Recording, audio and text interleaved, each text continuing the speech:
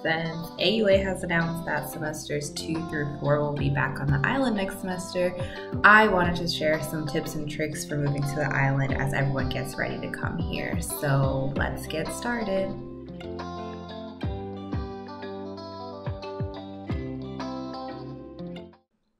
I've been in Antigua for almost a year now, and I absolutely love it here. I know a lot of people are going around and spreading horror stories about why the island is horrible, but it's really not.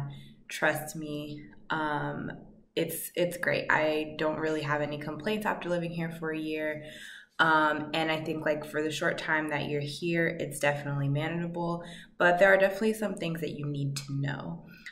So one thing that I always want to say first and like make the biggest point about is that this is just not the US and it's not US adjacent, and you can't expect it to operate as such.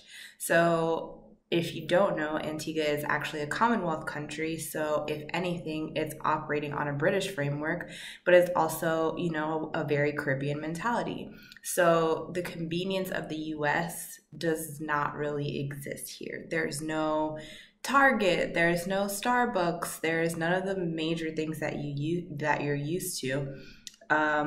There's like there's Subway and KFC, but other than that, like, it's not very Americanized. You can get the basics. You'll be able to get, you know, what you need. But Amazon Prime is not pulling up to your house twice a day. And I think it's really important to keep that in mind and just come into the island with an open mind. Because otherwise, like, you're going to have not the greatest time. Right off the bat, you should just know that everything is more expensive. Most everything that you're looking for at the grocery store, it has to be shipped in and it's therefore taxed. So you can expect an uptick in your prices just because of that. And you can look at my grocery haul video, which I will put up here. I did that when I first moved to the island just to show comparison of like how much things cost here compared to how much they cost at home. And, you know, just at the end of the day, things are more expensive. And one point that I really do want to drive home is that there is no Amazon here. Amazon does not exist. So, like, yes, you can pay for international shipping on Amazon. Some places will ship to Antigua, but it's not worth it at the end of the day because the shipping fee is so high that you're gonna pay like quadruple what your item costs to get it here, and it's just kind of not really worth it. The best solution for me was to ship stuff with a barrel. I got 3 times as much stuff in my barrel as fit in suitcases when I first moved here, and it was cheaper than paying all those bag fees and dealing with the hassle of the airlines and overweight bags and all of that. I think it's a lot easier to deal with a 250-pound weight limit in a barrel versus 50 pounds per suitcase. I highly, highly recommend shipping stuff. It's kind of difficult to get to things that are familiar to you here.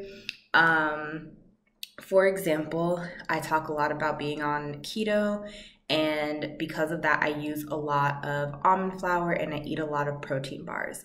Those are just carb-friendly things that are kind of staples of the keto diet. And sometimes I find them here and sometimes I don't. And when I do find them, they tend to be really expensive compared to what I'd pay at home.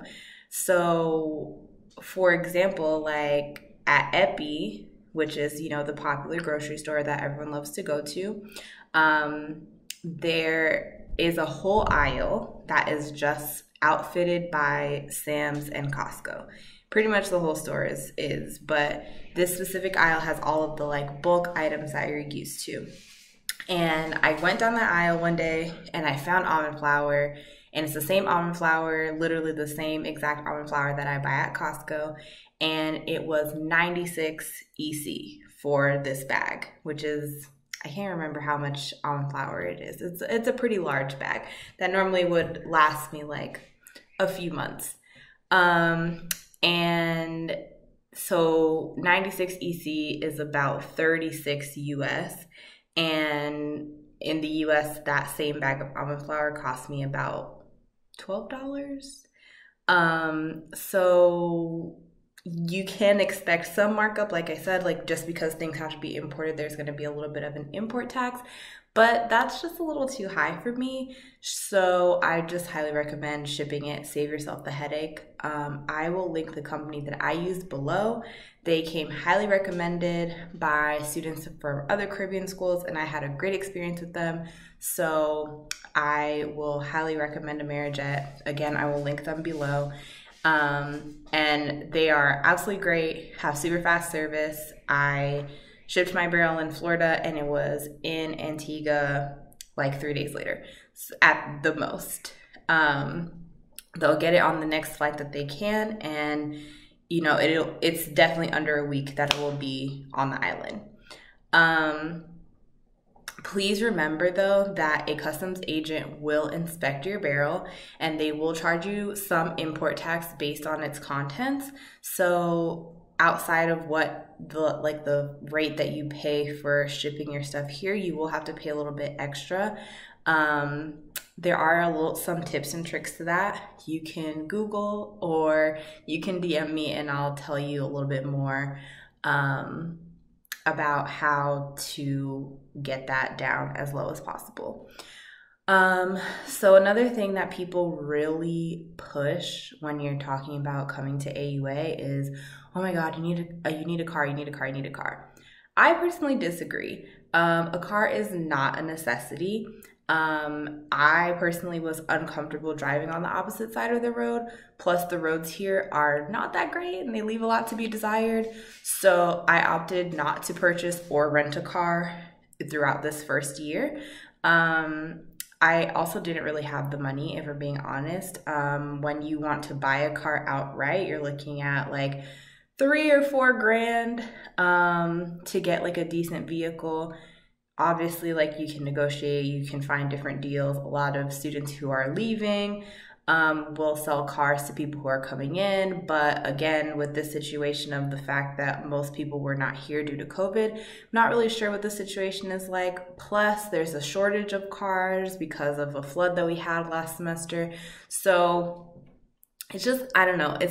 For me, it just was not really worth it. So there are other options. I just want to make that clear. There are other options. Instead of buying a car, I got a taxi contract with a local taxi driver, and that contract includes transport to and from school every day and then one grocery trip a week. And to be honest, like, that was all I really needed. In this first year, I spent most of my day on campus in the library studying, and then my weekends I didn't go to campus, but I was still home studying for the most part. And so that worked perfectly, and it's also way more budget friendly. It's only around 100 USD for the month, which is really, really good. And then, you have the option, like, if you ever need to do anything outside of your contract, like you're gonna want to go to the beach, you're gonna want to do whatever, go out to dinner. And I definitely still did those things, but I still would just call my driver, and it would be an additional fee, but because like I now have an established relationship with him, it's a little bit discounted while I'm still under my contract. So it's budget friendly for me.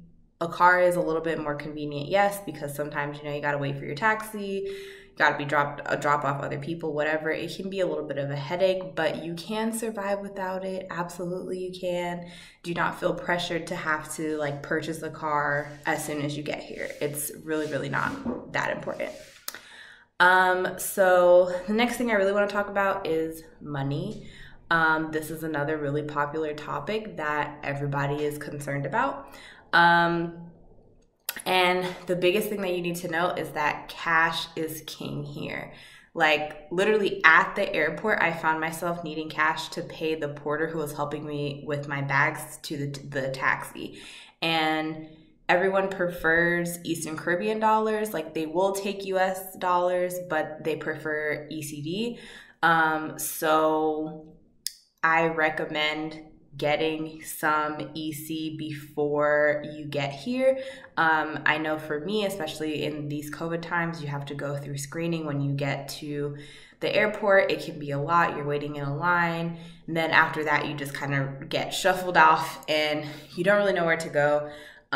Things were really hectic for me at the airport when I first got there. I didn't have time to pull out any EC or get any money changed over. So I highly recommend getting that done before you get here. It will save you a lot of trouble. You can hit the ground running and just, be ready to go. It's one less thing that you have to worry about with the move here. So pretty much everywhere here will take Visa or MasterCard, but just be really aware of those international fees.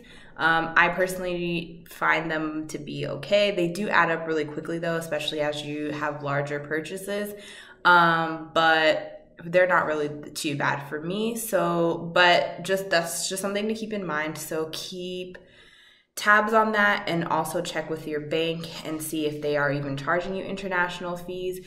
There are a lot of banks that don't, so it might be worth switching to one of those before you leave. I hear a lot of students talk about Charles Schwab and I think Chase, which don't have any fees. So, just think about that. Also, the standard conversion is like 2.6 to 2.7 EC per US dollar. So just thinking about that, your money is going to go a long way. For me, I just pull out a certain amount of cash each month and just kind of live off of that, which is really helpful because then when people give me prices, I don't have to think about conversions. I just have EC there ready to go. Another thing that's really important when it comes to money is that, especially for people who are living outside of AUA housing, because if you're living in AUA housing, this doesn't really matter, but make sure that you are clear about how your landlord would like to receive rent. So most people here do not have the electronic payment services that we love, like Venmo and Cash App. So, that's usually not an option. And then PayPal is also usually not an option. Like amongst the students, yes, if you're like paying for something for your clubs or whatever, like obviously that is a different story. But for your landlords and locals, they typically don't have these things. So you need to know ahead of time if you need to be writing checks every month, if you're going to be using Western Union, if they want cash. Just be very clear on that before you get here, just so that you can make appropriate decisions about your banking. My landlord takes checks. I just write her a check every month. It's not a big deal. Some landlords want the straight cash. Other landlords will, work something out with you. But, a lot of banks do restrict how much money you can pull out the ATM at once. So if it's the first of the month and you have to pull out X amount of dollars and you have a limit, you might have to go to the ATM 3 times, which is, 3 ATM fees, whatever the case may be. Just think about that ahead of time so you can make an informed decision about your banking, because that's just one less hassle that you'll have to worry about once you're here and studying, and that's, going to be the last thing on your mind. Really, like, those are the biggest things that I feel like everybody should obviously know. Like, I have so much memories and things to say about the island, but those are some really important things that I feel like are not hit hard enough. When everyone is moving, there are things that I wish I had a better grasp of when I moved here. So I just wanted to share that with you. My last piece of advice about the island is to just trust the process and enjoy it. This is a beautiful, beautiful country. I think it's a privilege to be here. I think I kind of look at my whole med school experience like that.